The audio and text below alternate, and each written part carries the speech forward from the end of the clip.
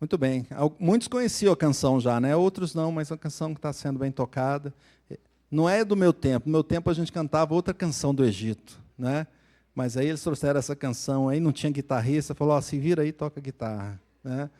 Mas na minha época, a Lídia ensinou, acho que foi a Lídia que ensinou essa canção na minha época. No Egito escravo fui. No Egito escravo fui, sim, sim, ó sim.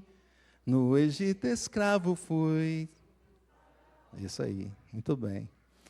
Hoje é Moisés que nós cantamos, mas essas duas canções, elas estão baseadas nesse livro, nesse texto, neste momento importante. Nós estamos chegando aqui em Êxodo, numa das passagens mais assim impressionantes, não é? Fala a verdade. Pelo menos eu penso assim, quando eu vi lá aquele filme Os 10 Mandamentos, quem viu, eu sempre queria que chegasse nessa parte, né? Porque essa parte é impressionante. A gente ver assim o que vai acontecer aqui no texto. Eu convido os irmãos, então, a abrir a Bíblia em Êxodo, capítulo 14. E nós vamos ler os versículos 15 até o versículo 25. Eu convido a igreja, mais uma vez, a se colocar em pé. Eu vou fazer essa leitura e os irmãos vão acompanhar comigo.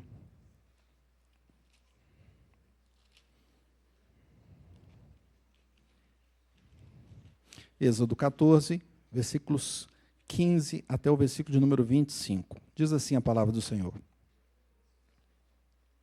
Disse o Senhor a Moisés: por que clamas a mim? Diz aos filhos de Israel que marchem.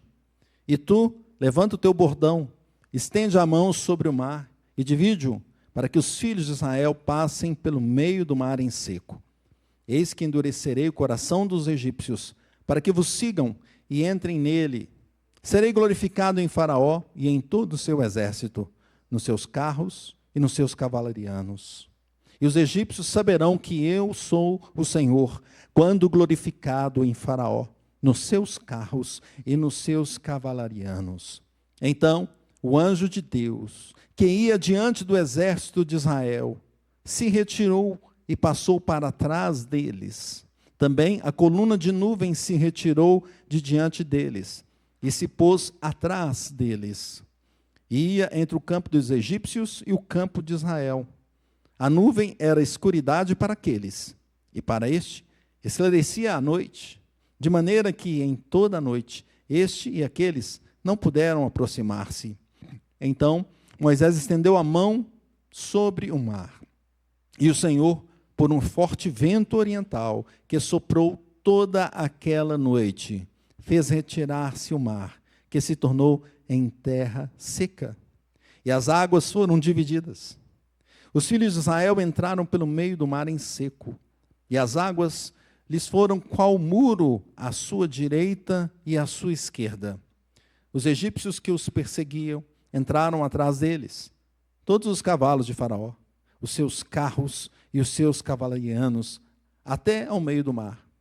Na vigília da manhã, o Senhor, na coluna de fogo e de nuvem, viu o acampamento dos egípcios e alvorotou o acampamento dos egípcios. Emperrou-lhes as rodas dos carros e fê-los andar dificultosamente. Então disseram os egípcios: fujamos da presença de Israel, porque o Senhor peleja por eles contra os egípcios. Vamos orar. Ó Deus, palavra do Senhor lida, e a palavra do Senhor fala profundamente aos nossos corações. Isso que nós pedimos essa noite, que o Teu Espírito Santo haja, Senhor, toque em nossa vida. Use o Teu servo para trazer a ministração da palavra. Abra os nossos ouvidos, que estejamos atentos ao que o Senhor vai nos dizer hoje, tirando toda a atenção dispersa, mas concentrando na Tua bênção em nossa vida. Nós oramos assim em nome de Jesus. Amém. A igreja pode assentar. Qual o caminho mais difícil de atravessar, o que você já atravessou? Muitos passaram por caminhos espinhosos, talvez, pedras, até enfrentando feras, mas passar pelo fundo do mar, alguém já passou? Então nós temos aqui um texto que nos mostra o que aconteceu neste momento. O povo de Israel estava agora naquela situação ali bem perigosa, não é? Nós vimos no texto passado que eles foram conduzidos àquele momento onde à frente tinha o mar, e do lado, não era possível passar do lado. Eram lugares intransitáveis, não era possível, com morros e dificuldades. Eles estavam como se fosse num confinamento. Deus levou o povo até ali. O mesmo Deus que tinha feito maravilhas lá no Egito, com as pragas também, textos ali impressionantes de tudo que aconteceu no Egito, porque Deus tinha prometido isso lá atrás. Deus tinha falado que o povo ia para o Egito, ficaria como escravo, mas Deus libertaria. E Moisés foi chamado no meio de uma sarça lá, quando ele estava pensando em aposentadoria já, 80 anos, e Deus falou com ele: Moisés, vai lá, tirar aquele povo. Você vai ser o líder, você vai levar a minha palavra, eu vou te dar os milagres, mostrar o meu poder através da sua vida. E Moisés foi, ele até tentou disfarçar, né, irmãos? Ele falou: não, Deus, tem isso, tem aquilo, colocou algumas desculpas, mas no final ele foi.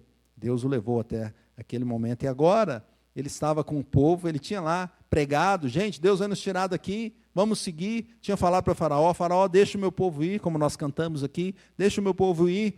E Faraó, só na 10ª praga, que Faraó vai embora logo, leva esse povo. E ele levou o povo. E talvez, se a gente pensasse assim, como um empreendedor, alguém que tinha um objetivo, né, poderia dizer: agora eu consegui, tirei todo o povo de lá, está comigo aqui milhões de pessoas, e nós estamos seguindo, mas ele vê na frente dele agora o Mar Vermelho. E atrás vinha Faraó. Faraó se arrependeu ali junto com o seu povo, com o seu exército, com seus líderes, e foi atrás novamente ali do povo de Israel. Tudo isso aconteceu porque Deus assim o quis. Veja comigo, versículo 14, versículo 17. Olha o que Deus fala: eis que endurecerei o coração dos egípcios para que vos sigam e entrem nele. Serei glorificado em Faraó e em todo o seu exército, nos seus carros e nos seus cavalarianos. E o versículo 18: e os egípcios saberão que eu sou o Senhor, quando for glorificado em Faraó, nos seus carros e nos seus cavalarianos. Deus estava dirigindo toda a história. Deus levou o povo até aquele momento para mostrar ali a sua glória e mostrar que ele faria uma salvação impressionante, maravilhosa, para a glória dele, pela graça dele. Ele já tinha dito isso também no versículo 4, que nós tivemos na última mensagem: endurecerei o coração de Faraó para que os persiga, e serei glorificado em Faraó e em todo o seu exército. E saberão os egípcios que eu sou o Senhor. Então esse acontecimento foi para a glória de Deus. Nós lemos o Salmo 106, que nos falou assim no versículo 7, mas ele os salvou por amor do seu nome, para lhes fazer notório o seu poder. E Romanos também: para isso mesmo te levantei, para mostrar em ti o meu poder, e para que meu nome seja anunciado por toda a terra. Queridos irmãos, então, a proposição do texto é: para a glória do seu nome, Deus transforma o mar em caminho de salvação e juízo. Para a glória do seu nome, Deus transforma o mar em caminho de salvação e juízo. E como Deus faz isso? Essa é uma pergunta que pode nos conduzir a esse ensinamento tão precioso. Em primeiro lugar, Deus chama o seu povo a avançar pela fé. Nós cantamos também aqui: a avançar pela fé. Leia comigo o versículo 15 e 16. Diz assim: disse o Senhor a Moisés: por que clamas a mim? Dize aos filhos de Israel que marchem, e tu levanta o teu bordão, estende a mão sobre o mar e divide-o, para que os filhos de Israel passem pelo meio do mar em seco. Não parecia uma coisa muito estranha aqui, o que Deus estava propondo? Veja que Moisés, como mediador do povo, Moisés falou: Senhor, o povo está reclamando. No texto anterior nós temos o povo dizendo assim: a gente queria ficar lá no Egito, então, por que você trouxe a gente para aqui? Nós não tem cova lá no Egito? Até lembrei, o pastor Marcelo hoje de manhã falou das covas sendo abertas no momento da Covid, né? Eles deveriam ter pensado: não tem cova no Egito para a gente morrer no deserto? A gente queria ficar lá servindo a Faraó. Eles falaram assim, reclamaram. E Deus, então, fala com Moisés: por que clama, então? Por que clamas a mim? Por que estão trazendo dessa forma a situação? Ao invés de clamar, o que vocês devem fazer? Marchar para o mar. Não parece uma loucura isso? Pensa se tivesse um líder aqui, a gente tivesse uma situação de perigo e o pastor Marcelo fala, vamos lá para o meio do fogo. Mas como assim? É lá que está o problema. Não é? Deus manda marchar, então, para o mar. Eu penso que muita gente ficou assustada quando Moisés falou aquilo ali. Deve ter pensado assim, já que o povo está querendo, está reclamando, então que morra todo mundo no mar, né? Mas Deus não fala isso sem dizer o que aconteceria. Ele fala no versículo 16, você, Moisés, levanta aí o teu bordão, estende a mão sobre o mar, divide para que os filhos de Israel passem pelo meio do mar em seco. Então Deus falou o que ia acontecer. E é assim que o crente faz, ele segue pela fé na palavra de Deus. Deus disse que ia fazer isso aqui. Então a ordem dele é marche. Mas eu não estou vendo o mar aberto. Tem água. Mas Deus está mandando marchar. Deus estava chamando o seu povo a trocar a sua reclamação pela fé. Pela fé. Por isso que ele diz a Moisés, levanta o teu cajado e vai abrir o mar, e vocês vão passar. Tenham fé no que eu estou dizendo, creiam no que eu estou dizendo. Parecia loucura, mas o povo de Deus deveria marchar pela fé. Josué também teve um caso parecido. Josué ordenou-lhe os sacerdotes a passarem o Rio Jordão, quando lá na frente, quando eles chegaram perto da terra prometida. E ele chegou nesse caso aqui falar até o seguinte, toque, a hora que eles encostarem, começarem a passar, e a água tocar nos pés dele, que vai se abrir o rio. Deus nos chama, então, a ter fé nele. Hebreus, capítulo 29, pela fé, atravessaram o Mar Vermelho como por terra seca. Imaginou isso? A terra seca, o Mar Vermelho com a terra seca. Provérbios nos chama a confiar no Senhor de todo o nosso coração. Tiago nos chama a ter fé, porque devemos ter fé e obras. Nesse caso aqui, caminho, você tem fé? Tenho. Então, caminhe, marche, que vai abrir o mar. A fé bíblica, meus irmãos, ela não é passiva. Ela responde obedientemente à palavra de Deus, mesmo quando o caminho ainda não está visível. Eles não tinham claramente aqui o caminho aberto, mas eles criam. Eles creram, marcharam, foram em frente. Olha o comentário do Matthew Henry, ele fala assim, que Deus frequentemente conduz o seu povo a situações em que aparentemente não há saída, para ensinar confiança ao seu povo. E o Ryken enfatiza que Deus exigiu um passo de fé, antes de manifestar a sua glória, o milagre, a operação do milagre, ele chamou o povo a dar um passo de fé. A fé bíblica responde à palavra de Deus, mesmo quando não consegue enxergar o caminho inteiro. Segundo lugar, como Deus fez isso, meus irmãos? Deus fez isso protegendo. Deus protege o seu povo em meio ao perigo. Leia comigo o versículo 19. Diz assim, então o anjo de Deus, que ia diante do exército de Israel, se retirou e passou para trás deles. Também a coluna de nuvem se retirou de diante deles e se pôs atrás deles. Então, perceba aqui que nós temos agora aquela coluna, nós vimos lá atrás, a coluna de nuvem, e ela era nuvem e era fogo, não é? Durante a noite, fogo, nuvem durante o dia.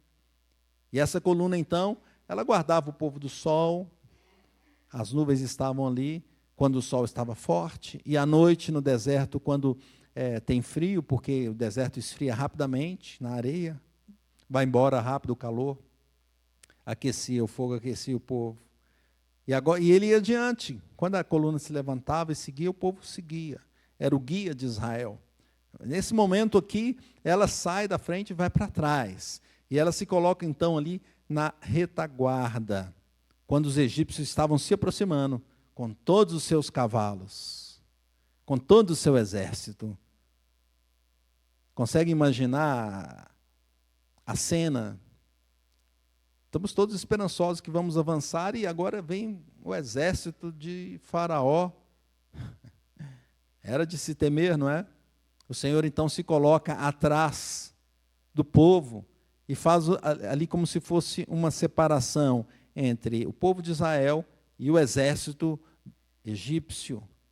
O texto diz que agora o anjo do Senhor vai para trás, para a retaguarda, para proteger o povo de Faraó que estava chegando. E pelo contexto aqui nós entendemos que esse anjo do Senhor, a palavra anjo significa mensageiro. Em alguns momentos a palavra anjo está falando de um ser celestial criado por Deus. Em outros momentos a palavra anjo está falando do próprio Senhor. E aqui pelo contexto nós percebemos que o próprio Deus, o anjo de Deus, inclusive em algumas versões está em letra maiúscula o anjo, indicando isso, essa interpretação de que era o próprio Deus que estava ali então. E foi a nuvem, era a presença de Deus, que se coloca atrás para proteger o povo. Parecia impossível vencer aquela batalha, mas Deus fica ali, se coloca atrás, de forma que Faraó não conseguia aproximar do povo de Israel. Eu fico pensando também em Faraó naquela situação, não é? Vendo aquele povo todo, falar, agora eu peguei, não é? Eles estão desbaratados, estão ali confusos, foram para um lugar onde não tem saída, tem um mar à frente, eu venho com todo o meu exército, nós vamos pegar esse povo. E a confiança estava no coração dele. Mas Deus se coloca então ali e protege o seu povo. Veja que Salmo 7, meus irmãos, diz assim, o anjo do Senhor acampa-se ao redor dos que o temem e os livra. Salmo 1-4, Salmo 91 diz, aquele que habita no esconderijo do Altíssimo, a sombra do Onipotente descansará. Isaías, não temas porque eu sou contigo. Reis, Deus abre os olhos do servo de Eliseu para ver o que estava acontecendo. É Deus que guia a nossa vida, queridos irmãos, e está conosco e nos protege, mesmo quando a gente olha e fala, não tem saída. Jesus disse assim para os discípulos, quando ele estava para ir para o seu sofrimento final, na sua oração sacerdotal, ele pede ao Pai assim, não peço que os tires do mundo, e sim que os guardes do mal. Veja que a presença de Deus não elimina necessariamente o perigo, mas garante a sua proteção e preservação. Louvado seja Deus. Deus está conosco. Vários outros casos nós percebemos isso. Daniel lá na cova dos leões, Deus deixou ele entrar na cova dos leões. Ele não queria entrar, eu não gostaria, né? Você gostaria de entrar lá com os leões famintos, não é? Preferia ficar fora. Mas Deus permite que isso aconteça, para mostrar a sua glória. Os amigos de Daniel, na fornalha do fogo, foram lançados no fogo. Fogo aquecido ali 7 vezes mais. Tinha tanto calor que os que lançaram os amigos dele na fornalha, que foram queimados. E com eles o que aconteceu? Nada. Meus irmãos, o Senhor está conosco. O Senhor nos guarda em todos os momentos. Obviamente que estamos falando de uma proteção que vai além dessa vida, porque em algum momento nós vamos passar dessa vida. Mas o mais importante, nessa passagem, nessa saída, nesse êxodo, o Senhor vai conosco até chegar na terra prometida. Glória a Deus. Matthew Henry diz assim, Deus frequentemente se interpõe entre o seu povo e os seus inimigos. Embora o crente possa estar cercado de ameaças, Deus estabelece uma barreira que nenhum adversário pode ultrapassar sem a sua permissão. Ah, que maravilha é servir esse Deus. Podemos andar com confiança diante do Senhor. O Sproul relaciona esse episódio aqui a uma doutrina da providência divina, mostrando que a proteção de Deus não significa ausência de perigo, mas a sua soberania sobre todas as circunstâncias, mesmo que ameaçadoras. Hoje, meus irmãos, o Senhor continua protegendo o seu povo, protege dos principais inimigos. Por causa da morte de Cristo Jesus, nós somos protegidos daqueles inimigos que podem realmente acabar com a nossa vida, que podem nos tragar. Somos protegidos das garras de Satanás, somos protegidos do sistema do mundo que quer nos destruir, somos protegidos de nós mesmos, do pecado que está em nós. E o Senhor nos abre os olhos para que a gente mude a vida e nos santifica dia após dia. É o Senhor que nos protege em meio ao perigo. Como o Senhor faz isso aqui? Como Ele atua? Ele abre um caminho onde não existe passagem. Então leia comigo versículos 21 e 22, de pé, porque nós vamos marchar para esse caminho. Versículo 21 e 22 diz assim: Então Moisés estendeu a mão sobre o mar, e o Senhor, por um forte vento oriental que soprou toda aquela noite, fez retirar-se o mar, que se tornou terra seca, e as águas foram divididas. Os filhos de Israel entraram pelo meio do mar em seco, e as águas lhes foram qual muro à sua direita e à sua esquerda. Glória a Deus. Podemos sentar? O Senhor não apenas ficou ali segurando o Faraó. Ele fez mais.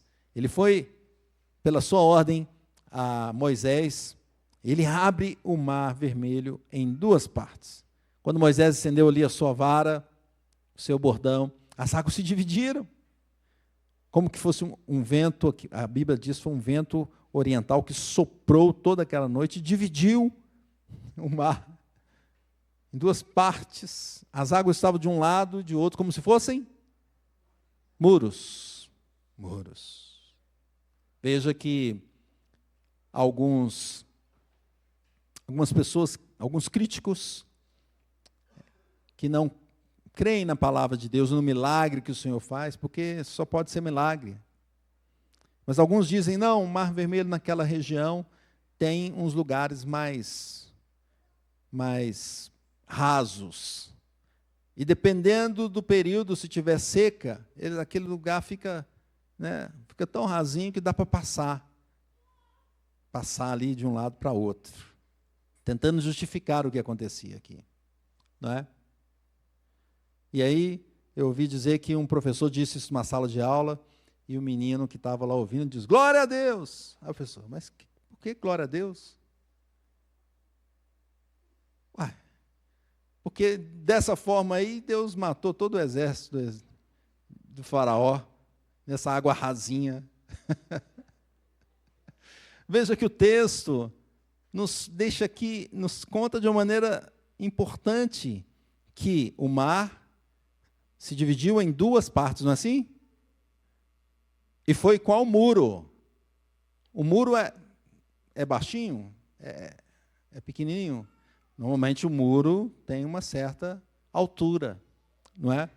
Então, claramente, a Bíblia diz que não era um lugar onde poderia ficar raso, era um lugar onde tinha água. E ela foi dividida em duas partes. Aquele vento soprou e ficou seco. Eu fico imaginando o povo andando ali e olhando para aquelas águas ali, não é mesmo?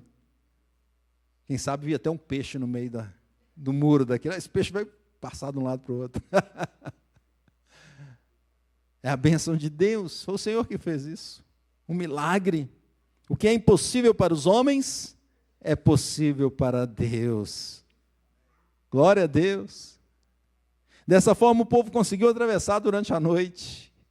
Todo mundo ali caminhando durante a noite. Isaías 16, assim diz o Senhor, o que abre caminho no mar e vereda nas águas impetuosas. Deus pode fazer isso, meus irmãos. Abrir o caminho no mar. Nós cantamos isso hoje também. Salmo diz assim, Isaías 19, eis que faço coisa nova, porei caminho no deserto. Deus faz caminho no deserto, até no meio do mar. Era deserto e mar aqui. Salmo 19, pelo mar foi o teu caminho. Lucas 37, porque para Deus não haverá impossíveis. Efésios, aquele que é poderoso para fazer infinitamente mais. Glória a Deus. Deus pode fazer muito mais, meus irmãos. Quando os recursos humanos se esgotam, Deus demonstra o seu poder, criando uma saída que ninguém poderia produzir. Glória a Deus por isso. E vários Esse texto é cheio de comentários, obviamente, é um texto importante. Eu tenho aqui um comentário do Calvino, que ressalta que Deus deliberadamente escolheu um meio extraordinário para que ninguém atribuísse a libertação ao acaso ou à capacidade humana. Não, a abertura do mar manifesta o domínio absoluto de Deus, o Criador, sobre a sua criação e sobre tudo. E o Heiken argumenta que o milagre revela que Deus não apenas remove obstáculos, mas cria caminho onde nenhum caminho existe. Tinha um caminho ali no mar? Não tinha. Deus cria esse caminho, evidenciando que a salvação pertence ao Senhor, inteiramente ao Senhor, meus irmãos. Hoje Jesus nos convida, então, a essa salvação. É por causa de Cristo. Ele também abriu um caminho onde havia apenas morte. Por causa do pecado, o homem deveria morrer. E toda a terra foi amaldiçoada, e o homem não tem mais condição de voltar a Deus, a não ser pelo milagre da cruz. Jesus se entrega na cruz. E Jesus abre um caminho onde não haveria caminho. Jesus é o caminho. O crente marcha, então, nessa direção. Marcha com Jesus, marcha para Jesus. Glória a Deus. Como Deus faz isso aqui? Em quarto lugar, Deus distingue o seu povo e os seus inimigos. Veja comigo, leia comigo o versículo de número 20. Diz assim: E ia entre o campo dos egípcios e o campo de Israel. A nuvem era escuridade para aqueles, e para este esclarecia a noite, de maneira que em toda a noite este e aqueles não puderam aproximar-se. Que interessante. Que interessante, a mesma nuvem aqui. O texto mostra essa distinção clara entre o povo de Deus e os seus inimigos. Enquanto a nuvem escurecia o caminho de Faraó, ela trazia claridade para o povo de Israel que seguia à frente. Da mesma forma, nós podemos enxergar, hoje podemos já trazer isso para a nossa interpretação para os nossos dias. O mundo vê a palavra de Deus como escândalo. A mesma palavra que traz salvação para os crentes é considerada escândalo para os gentios, para aquele que não segue ao Senhor. As pessoas não creem em Deus, não creem em Jesus que se encarnou. Elas falam, isso é loucura, como que Deus entra na criação, se encarna? E procuram várias teorias para não crer nesse milagre maravilhoso do Senhor. Isso é loucura. A igreja crê na palavra de Deus. Pode ser loucura para os ímpios, mas é bênção para a igreja do Senhor. É salvação para o povo de Deus. Êxodo 22, o Senhor fala, farei distinção entre o meu povo e o teu povo. Malaquias, vereis outra vez a diferença entre o justo e o perverso. João, as minhas ovelhas ouvem a minha voz. 2 Timóteo, o Senhor conhece os que lhe pertencem. 1 de Pedro, vós sois raça eleita, sacerdócio real. Percebe como existe uma distinção clara entre os que são do Senhor e os que não são do Senhor. E aqui a nuvem fez isso, porque a nuvem estava lá, mas era escura para o lado de cá e claridade para o outro lado. Iluminava o caminho do povo, escurecia a visão do ímpio, de Faraó. Deus conhece os seus, meus irmãos, e trata de forma distinta, não por mérito. Esse povo tinha mérito. A gente percebe aqui que a incredulidade deles, não é? Não tinha nenhum mérito, mas pela graça de Deus, pela graça do Senhor Jesus. Bavinck, ele frequentemente destaca que a graça de Deus estabelece uma distinção espiritual na humanidade. E a história da redenção evidencia repetidamente essa separação entre os que pertencem à aliança e os que persistem em oposição a Deus. Só tem essas duas, vamos dizer assim, divisões. A divisão não é Atlético e Cruzeiro, não é direita e esquerda. Lá no Sul é muito forte o Grêmio e o Inter também, né? A divisão não é essa. A divisão, sim, que existe, é que são aqueles que são de Deus e os que não são do Senhor.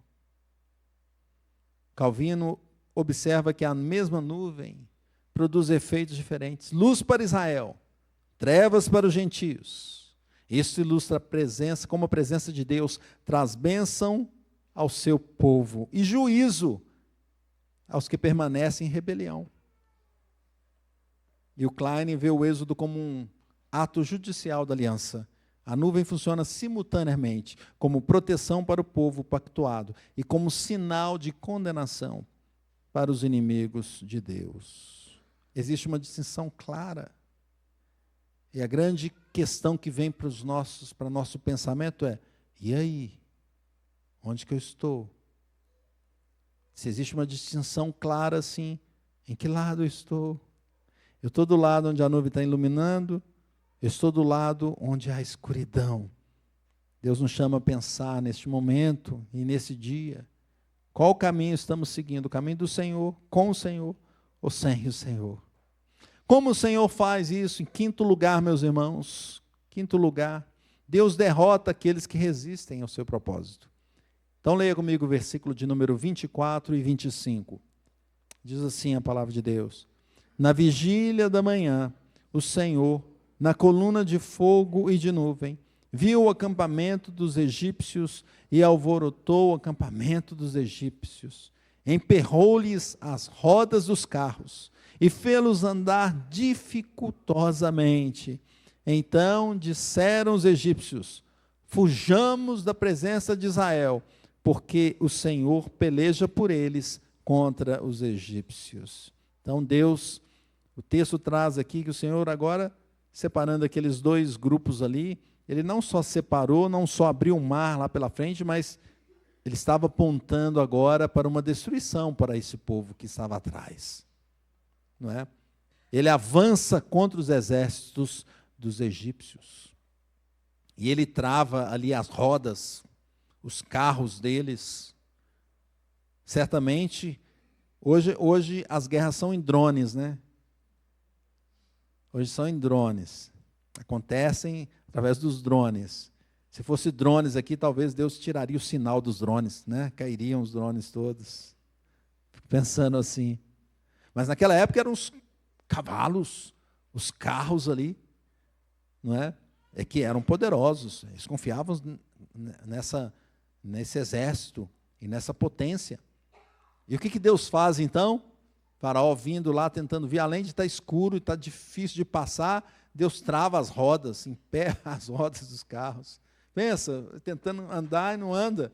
É igual um carro, quando você tem um carro, né? Liga o carro. Nunca aconteceu com vocês, né? Só comigo. Um carro velho, você liga e o carro não vai.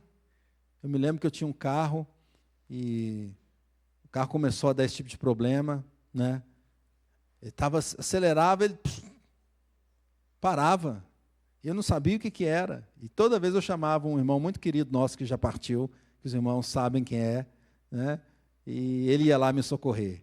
Era uma benção. Eu chegava lá e resolvia. Mas a gente não achava a causa, né? Então o carro sempre emperrava. Faraó confiando ali nos seus cavalos e não andava. Tudo parado. Era o Senhor que estava ali, meus irmãos. Era o Senhor que estava segurando aquele exército. E o que acontece aqui?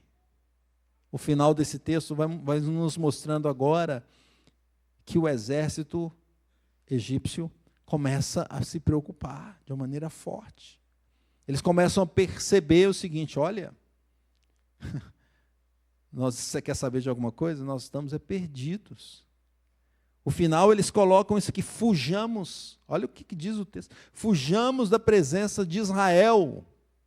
Então, eles que estavam perseguindo Israel, que queriam escravizar novamente o povo de Deus, eles mudam agora de opinião e de visão. Eles querem fugir. Fujamos da presença de Israel. Por quê? Porque Israel se tornou forte e vai lutar contra os egípcios? Não. Porque o Senhor peleja contra os egípcios. Eles começam aqui a reconhecer a glória de Deus. o poder de Deus, o Senhor Todo-Poderoso, o Senhor dos Exércitos. Mas me parece que está ficando tarde demais, não é? O texto mostra isso. Está ficando tarde demais para reconhecer o Senhor. Eles ficam desesperados, começam a dizer uns para os outros: fujamos, fujamos de Israel, o Senhor está com eles e peleja contra nós. A palavra de Deus diz em Salmo que as nações se levantam contra Deus, mas ele ri de sua rebelião. Isaías diz que o meu conselho, falando de Deus, né? Meu conselho permanecerá de pé, farei toda a minha vontade. Provérbios diz assim: não há sabedoria, nem inteligência, nem mesmo conselho contra o Senhor.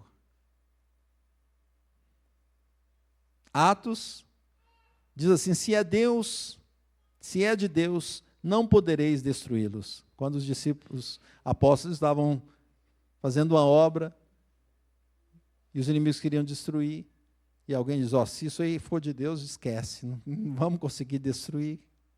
E finalmente em Apocalipse nós vemos Cristo aparecer como rei vitorioso, que derrota definitivamente todos os seus inimigos. O Senhor então está dirigindo, está indo neste momento do julgamento contra os egípcios. A posição humana, meus irmãos, ela pode parecer forte por um tempo. Faraó se considerava forte, mas nenhum poder frustra os decretos de Deus. O que Deus escreveu vai acontecer. O que Deus decidiu vai acontecer. Veja que Sproul destaca que o episódio demonstra uma verdade central aqui da teologia. Nenhum governante, império ou poder humano pode frustrar os decretos de Deus. Os decretos de Deus são soberanos, estão acima. Os impérios podem se levantar contra o Senhor, mas a vontade do Senhor será realizada. E o Matthew Henry observa que aqueles que perseguem obstinadamente o povo de Deus acabam encontrando a ruína. Os egípcios reconheceram tarde demais que estavam lutando contra o próprio Senhor. Hoje, queridos, vivemos com a janela da graça aberta, as portas da graça abertas. Tempo ainda de esperança, tempo de arrependimento, tempo de mudança de vida. O homem deve pensar sobre isso e considerar: se ele é inimigo de Deus, é melhor mudar, antes que seja tarde demais. Tarde demais para se arrepender. Nós cantamos o hino hoje, que muito tempo não cantava esse hino. Meu amigo, hoje tens a escolha, vida ou morte, qual vais aceitar? Amanhã pode ser muito tarde. Hoje Cristo te quer libertar. A conclusão desse texto não pode fugir de olhar para a obra de Cristo. Jesus é o caminho. O caminho a seco ali é aberto. Jesus abriu esse caminho, o Senhor abriu. Jesus hoje é o caminho que nós podemos seguir, mesmo se tiver dificuldades ao redor, e normalmente tem. A pessoa, quando se converte, e ela fala: agora tudo vai ser rosas, mar de rosas. Aí ela rapidamente chega à conclusão que não é bem assim não. Ela percebe os perigos da vida. Ela pode olhar para o lado e ver o mar ali do lado, pronto para avançar. Mas Jesus é o caminho, nós estamos em Cristo e nós vamos até o final. O Senhor vai manter esse caminho até o final. Para o povo de Deus, o caminho está aberto. Paulo interpreta essa travessia do mar como uma figura da redenção em Cristo. Jesus Cristo é que salva o seu povo. Na cruz, Cristo derrotou os poderes dos inimigos e nos deu a possibilidade da salvação, nos trouxe a salvação. Cristo libertou o seu povo da escravidão, do medo e da morte, e também liberta hoje. Nós somos salvos por causa da obra de Cristo Jesus, de Cristo Jesus. Um comentarista que chama Cluny, ele vê a travessia do mar como um tipo da obra redentora de Cristo. Assim como Deus abriu um caminho de salvação para Israel através das águas, Cristo abriu o único caminho. Percebe que ali também só tinha esse caminho? Não tinha outro. Vamos para o lado, não tem. Vamos para cá, não. Vamos voltar, não tem. Só tem um caminho, é esse aqui. Jesus também abre um único caminho, por meio da sua morte e ressurreição, o caminho que nós temos de salvação. E o Ferguson frequentemente destaca que toda a história da redenção converge para Cristo. Ele é o verdadeiro libertador, ele que conduz o seu povo da escravidão para a herança prometida. Glória a Deus. Assim, meus irmãos, então o Êxodo não é apenas a história da salvação de Israel, mas um retrato antecipado da salvação definitiva que Cristo está realizando com a sua igreja, para a glória de Deus e para a alegria da igreja. Então, como viveremos, considerando esse texto tão rico, tão importante? Em primeiro lugar, viveremos andando por fé. Andando por fé. Nós lemos a palavra de Deus e seguimos conforme diz a palavra do Senhor. As nossas decisões devem ser consoantes com o que Deus nos diz. Elas não podem ser diferentes, porque isso significa que nós não estamos confiando no Senhor. Às vezes nós somos convidados a pecar, achando que o caminho mais fácil para ter alguma vitória é mentir, por exemplo. E a palavra do Senhor nos chama a ser verdadeiros, falar a verdade, não trazer um falso testemunho. O crente olha para isso e fala: eu vou andar por fé, eu vou dizer a verdade, eu não vou mentir, eu vou seguir o que o Senhor está dizendo, eu creio na palavra do Senhor. Viveremos andando por fé em todos os aspectos da nossa vida. Como viveremos, meus irmãos? Em segundo lugar, viveremos sob a proteção do Altíssimo. Só Ele pode nos conduzir. Quando nós estamos no Egito, ou saindo do Egito, nesse êxodo, e na nossa vida, nós estamos saindo deste mundo, frequentemente teremos perigos, mas o Senhor está conosco, Ele que nos protege, nos guarda. Certamente um dia Ele vai nos levar, da melhor forma que Ele quiser. E isso vai ser uma bênção. Estava conversando com uma amiga minha, ela dizendo no trabalho, né, uma pessoa perguntou para ela, falou assim: Deus sabe todas as coisas, está até o dia da morte. E se eu morrer? Né, era o chefe dela. Se eu morrer? Ela falou: você vai estar bem, nós vamos estar mal. Ou seja, a gente crê que depois dessa morte é melhor. Nós temos a certeza de que passando aqui estaremos com Jesus. Por isso, porque aquele que não confia nisso, não confia nas promessas do Senhor, tem medo da morte, não é? Ele enxergou: não quero morrer não. Até baixo da madeira tem um negócio assim, né? Bate na madeira. Não quero não.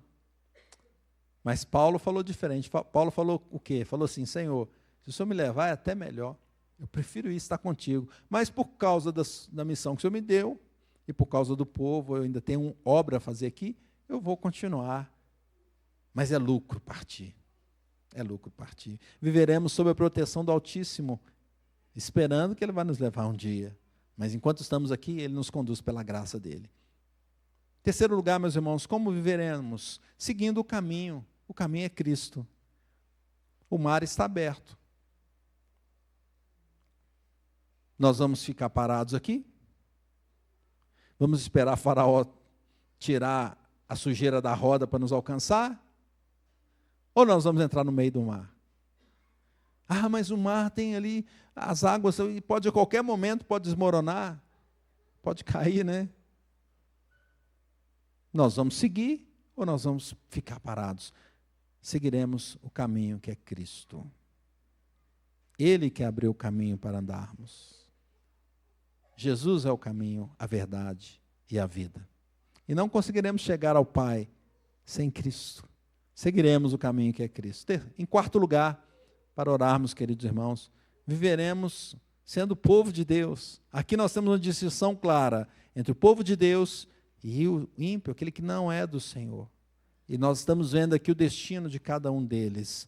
Como viveremos? Sendo o povo de Deus. E aí, se você tem dúvida ainda se você faz parte desse povo, é o momento de você tomar uma decisão.